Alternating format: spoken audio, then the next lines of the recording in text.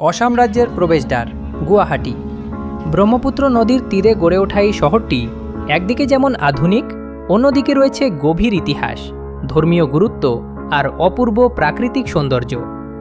আজকের ভিডিওতে আমি তুলে ধরছি গুয়াহাটির সেরা কিছু দর্শনীয় স্থান, যা আপনার ট্র্যাভেল লিস্টে অবশ্যই থাকা উচিত।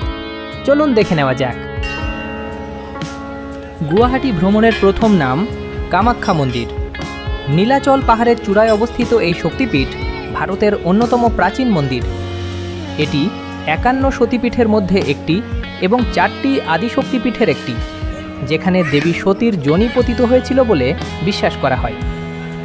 অনেকের বিশ্বাস এখানে মহামায়ার শক্তি বিরাজমান।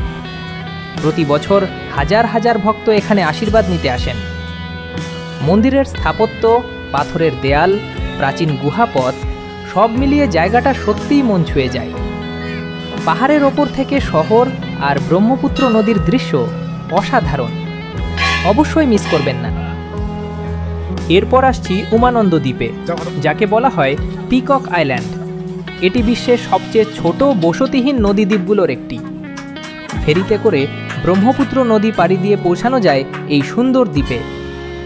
সবুজে ঘেরা শান্ত পরিবেশ আর উঁচু পাহাড়ের গায়ে ভগবান শিবের ঐতিহাসিক মন্দির নতুনদের জন্য এক অভূতপূর্ব অভিজ্ঞতা।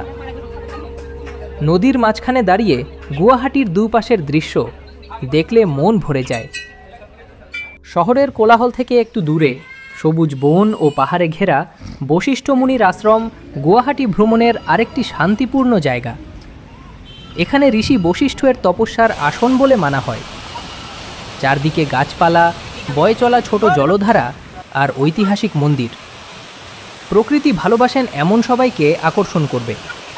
ফটোগ্রাফির জন্য দারুণ জায়গা।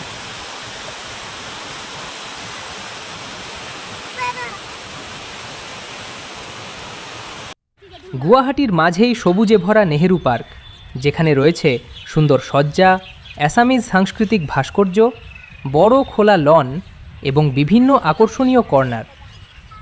পরিবার নিয়ে ঘুরতে, রিল বানাতে বা ছবি তুলতে পার্কটি বেশ জনপ্রিয়।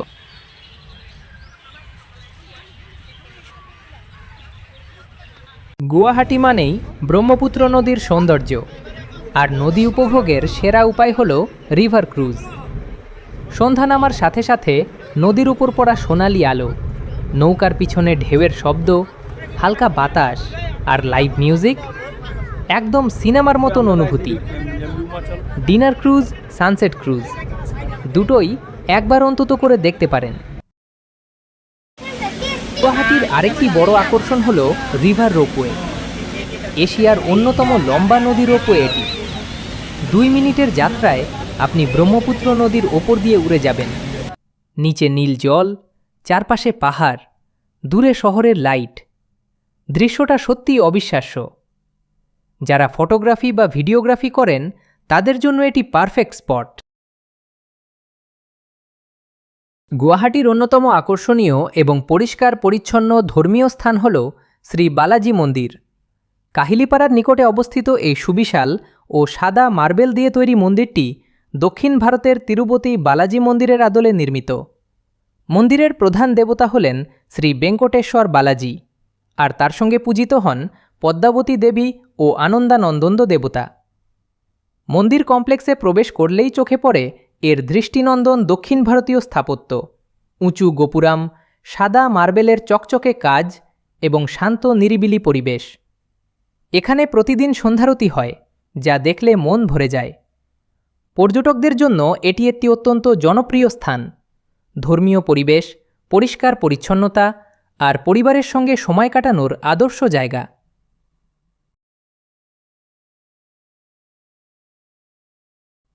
এছাড়াও গুয়াহাটিতে আরও কিছু জনপ্রিয় পর্যটন স্থান রয়েছে।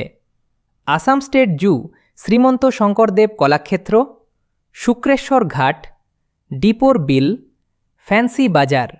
শপিংয়ের জন্য একদম পারফেক্ট। সময় থাকলে অবশ্যই দেখবেন। গুয়াহাটি এমন এক শহর যেখানে ঐতিহ্য, আধ্যাত্মিকতা, প্রকৃতি আর আধুনিকতা সবকিছুই হাত ধরাধরি করে চলে। এখানে প্রতিটি জায়গায় রয়েছে আলাদা গল্প, আলাদা সৌন্দর্য। আপনি যদি নর্থ ইস্ট ঘোরার প্ল্যান করে থাকেন তাহলে গুয়াহাটি নিশ্চয়ই আপনার ট্রিপ শুরু করার সেরা জায়গা। ভিডিওটি ভালো লাগলে লাইক, শেয়ার আর সাবস্ক্রাইব করতে ভুলবেন না।